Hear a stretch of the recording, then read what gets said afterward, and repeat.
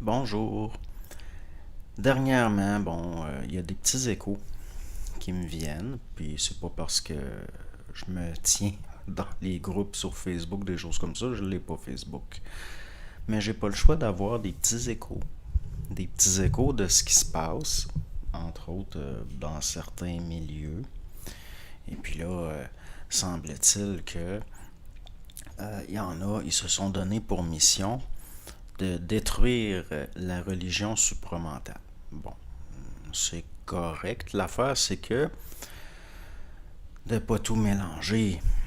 On peut pas faire nécessairement autant d'amalgame, puis c'est plus vaste qu'il n'y paraît. Donc, par rapport au supramental, le supramental, de la façon dont il s'est manifesté au Québec, n'a rien à voir avec le supramental tel qu'il s'est manifesté ailleurs, notamment en Europe.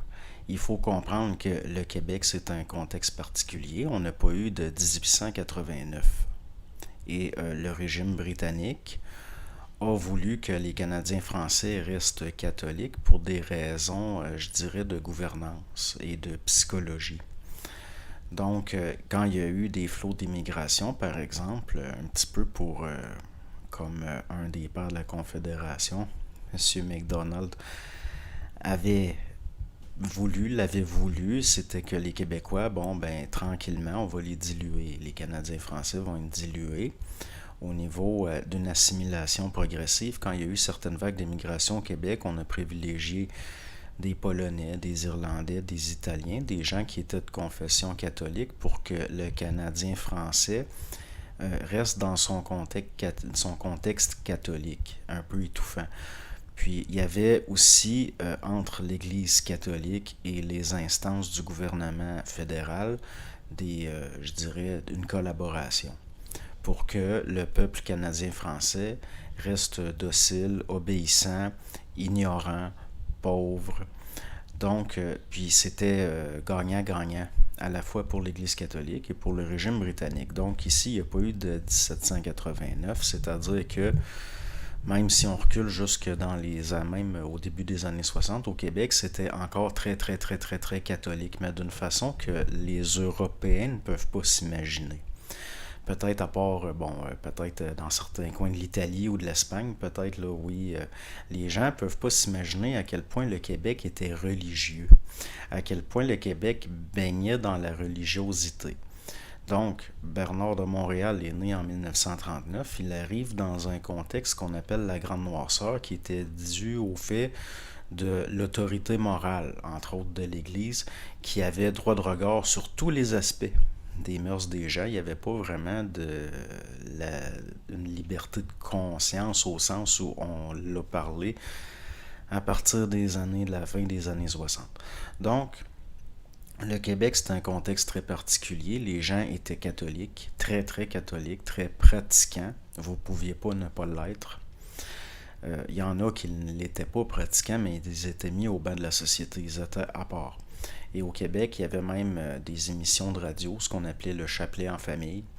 Il y avait le cardinal Léger qui récitait, qui psalmodiait d'une façon répétitive comme un robot le Notre Père, le Je vous salue Marie, c'était le chapelet en famille, donc ça psalmodiait à la radio. Je vous salue Marie, pleine de grâce, le Seigneur est avec vous, blablabla. C'est quelque chose d'insupportable, d'une pesanteur insupportable. Et les Canadiens français ont subi ça pendant très longtemps. Très longtemps. Donc, le supramental, quand il s'est manifesté au Québec, entre autres, à partir, je dirais que ça a commencé à plus se parler dans les années 80, puis après 90, 2000, ainsi de suite. Il y avait un certain rejet de la spiritualité.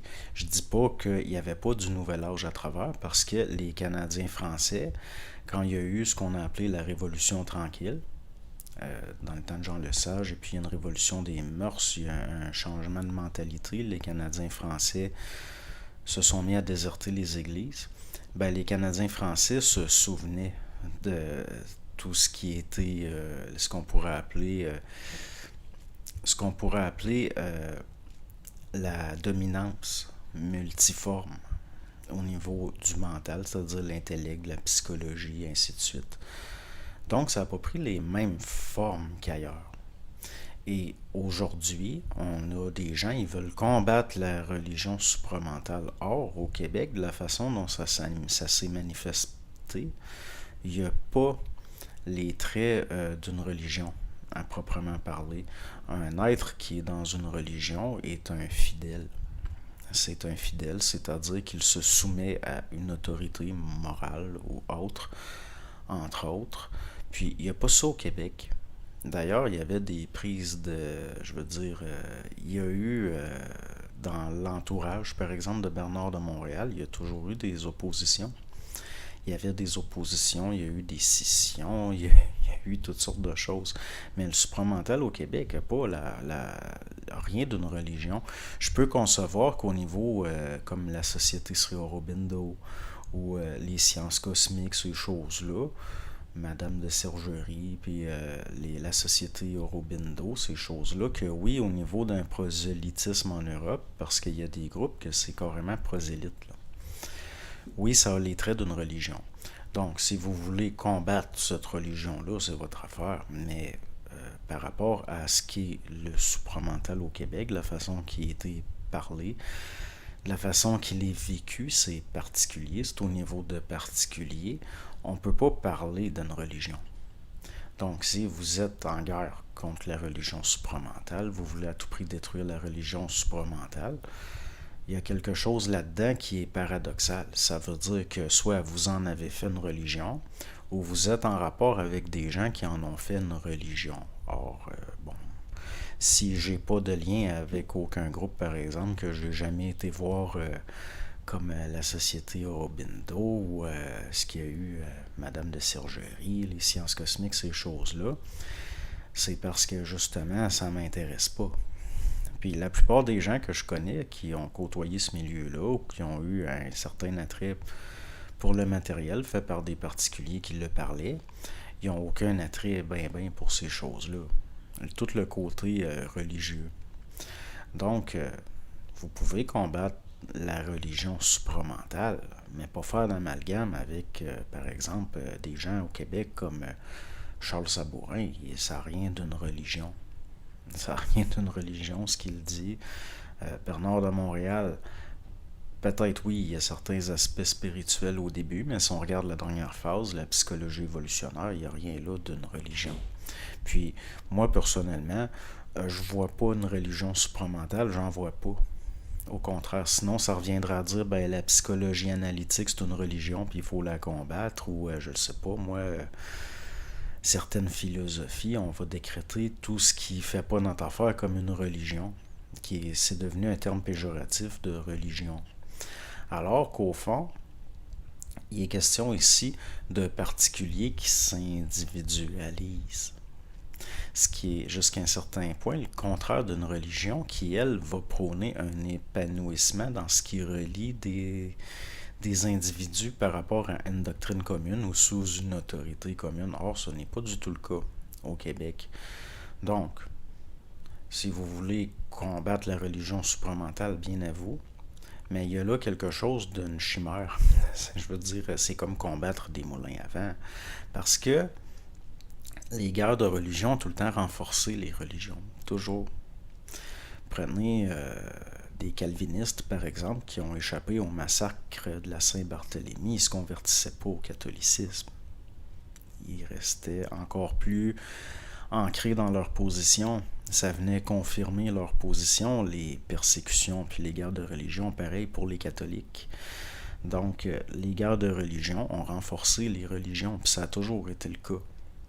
Puis, au niveau, par exemple, de la francophonie, si on regarde en Europe, bon, les chaînes qui vont parler beaucoup de détruire la religion supramentale, c'est pas des chaînes du Québec.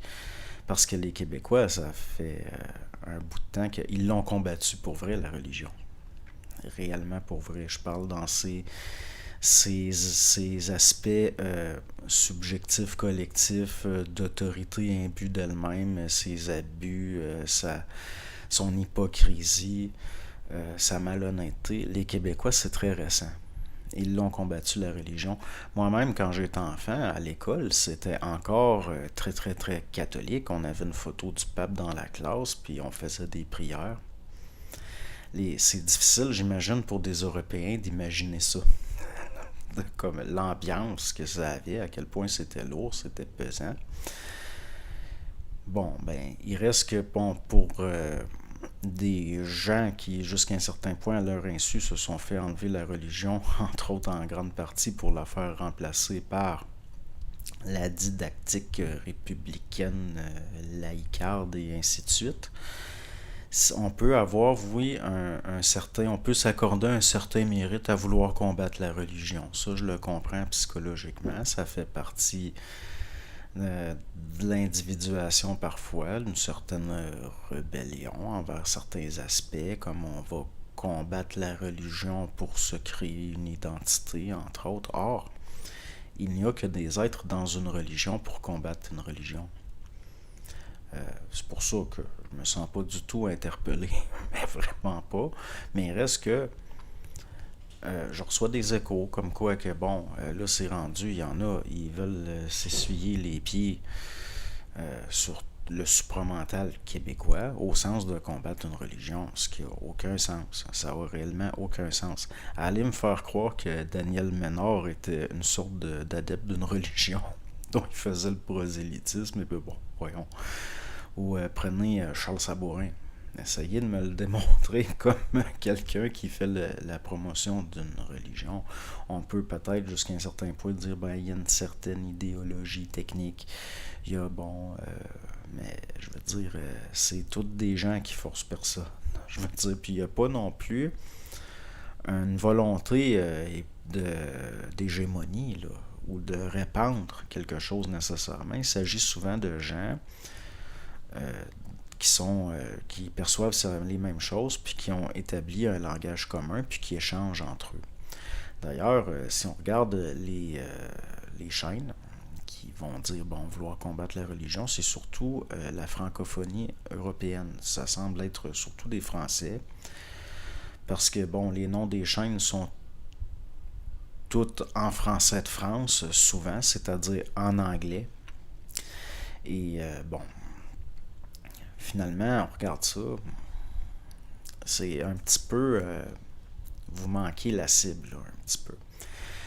Si vous voulez combattre la religion supramentale, il va falloir combattre la religion supramentale, c'est-à-dire les aspects spirituels, l'aspect fusionnel avec le nouvel âge que certains courants qui viennent de l'Inde ont institué, entre autres, puis de tout ce qui a été récupéré, puis c'est correct. Vous pouvez combattre la religion supramentale, mais moi, ce que je vous dis, c'est que le camp d'en face va camper dans ses positions et les attaques vont le renforcer dans sa position subjective et vice-versa. En face, ça va être la même chose.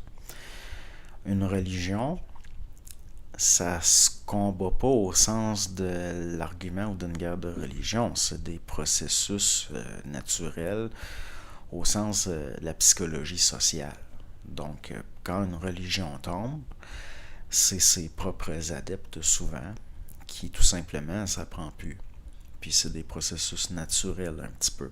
Comme au Québec, bon, pourquoi qu'il y a eu une désertion des églises, puis même là, les églises ne sont pas vides. Ben c'est peut-être parce que les gens, ça ne leur convenait plus.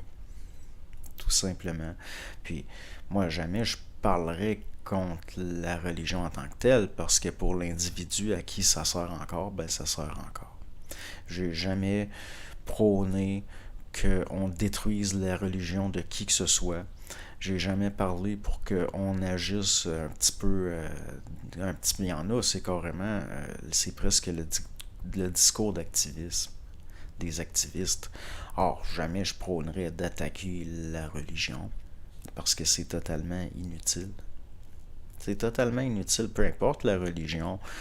Je pense que certains types psychologiques de personnes ont besoin de la religion, que ça correspond à un besoin. Puis en plus que au niveau de l'individu, de ses croyances, de sa foi, puis jusqu'à un certain point, ça ne nous regarde pas. Donc, s'il existe une religion supramentale, eh bien, ça regarde les gens qui sont dedans. Tout simplement. Vous pouvez détruire la religion supramentale en vous, si vous voulez. Mais ça veut dire qu'elle est en vous, que vous en avez fait une religion, ou que vous êtes en rapport avec des gens qui en ont fait une religion. Mais personnellement, les rapports que j'ai avec ça n'a rien d'une religion. On est plus proche d'une nouvelle frange de la psychologie, jusqu'à un certain point. C'est paradoxal parce qu'on pourrait parler d'une psychologie qui va au-delà du psychologique. L'étude du psychologique à partir de structures non psychologiques jusqu'à un certain point. Il y en a qui pourraient rapprocher ça comme par exemple de l'inconscient des Freudiens ou du subconscient des psychologues analytiques jungiens. Mais or, ça n'a rien à voir, c'est réellement une approche nouvelle qui vient pas d'Aurobindo, qui vient pas de Rudolf Steiner, qui vient pas des théosophes, qui vient pas de... C'est réellement... ça a réellement commencé au Québec, ça. Ça a vraiment commencé de parler au Québec. Vous pouvez, si vous voulez, vous essuyer les pieds sur des gens comme Bernard de Montréal, vous pouvez, Daniel Ménard, Charles Sabourin. Mais il reste que si vous voulez réellement défaire une construction comme celle-là, puis je parle pas ici d'une construction au sens de l'intellect ou de la didactique, ben il va falloir avoir au moins l'éloquence, la capacité de démontrer ce qui est désuet et ce qui ne l'est pas. Simplement émettre des opinions, un peu comme on le voyait dans certaines émissions où des intellectuels venaient se confronter, là, comme Apostrophe avec Bernard Pivot, ça ne fonctionnera pas. Les Canadiens français sont très, très pragmatiques et en général ont une assez mauvaise opinion des intellectuels. Puis même là, jusqu'à un certain point, je sais très bien que les gens dont je parle ne sont pas des intellectuels. Au niveau de l'exercice de la parole, ça prend une certaine contenance, ça prend une certaine centricité et ça prend une certaine maîtrise. Et juste d'émettre des opinions en faisant des amalgames, ben c'est pas suffisant. C'est pas ça la parole. Si vous émettez une réelle parole, vous êtes censé faire éclater des formes, pas les confirmer. Dans le sens que, oui, vous pouvez combattre la religion supramentale, mais moi ce que je vous dis, c'est que si on regarde au niveau de l'histoire, puis de la psychologie humaine, les religions, c'est pas comme ça que ça disparaît. C'est pas par l'attitude psychologique d'un combat outré. Au contraire, ça renforce les positions, ça crée de la polarisation, ça amplifie les tensions. Puis finalement, ça perdure, puis ça s'installe encore plus solidement. Ça force certaines forces à changer de forme, tout simplement. Des formes plus adaptées, plus, plus encastrées et plus encrassantes encore. Pourquoi? Parce que au niveau d'un combat, celui qui combat, ça n'a jamais été montré comme tel tant que ça. Mais le combat est souvent un mouvement émotif. C'est lié à l'émotivité, c'est souvent psycho-affectif, puis c'est lié aussi à un positionnement psychologique identitaire. Donc, à vouloir combattre une religion, on finit par s'en créer une autre, ou plutôt un campement différent qui fait face. Mais il n'y a rien qui se ressemble plus que les polarités qui se font face. Il n'y a rien que... On va toujours ressembler un petit peu à ce qu'on combat. C'est pour ça que moi, je vois pas l'intérêt de s'engager à un combat contre la religion supramentale, à moins que vous en ayez fait une religion, que vous soyez pris avec ça, que vous en souffrez, puis vous voulez le combattre. Puis que par projection, ben ça peut arriver qu'il y ait ce qu'on pourrait appeler ce qu'on pourrait appeler de la déformation professionnelle. Dans le sens que, bon, après, ça arrive par projection, on va vouloir combattre ce qu'on a combattu en soi chez les autres. Puis c'est là qu'il y a des amalgames dangereux entre ce qu'on combat par rapport à l'autre et l'autre lui-même, et ça devient vite personnel. Ça devient vite personnel. Pourquoi? Parce que c'est psychologique, c'est des attitudes psychologiques, c'est intellectuel, c'est comme... qu'est-ce que j'ai vu aujourd'hui? Ah oui, l'intelligence n'est pas supramentale. Le problème avec une assertion comme ça, c'est que si l'intelligence n'est pas supramentale, c'est-à-dire au-delà de l'intellect, ça veut dire que la seule intelligence qui existe dans l'univers, c'est le mental, c'est l'intellect. C'est là où j'ai un certain problème avec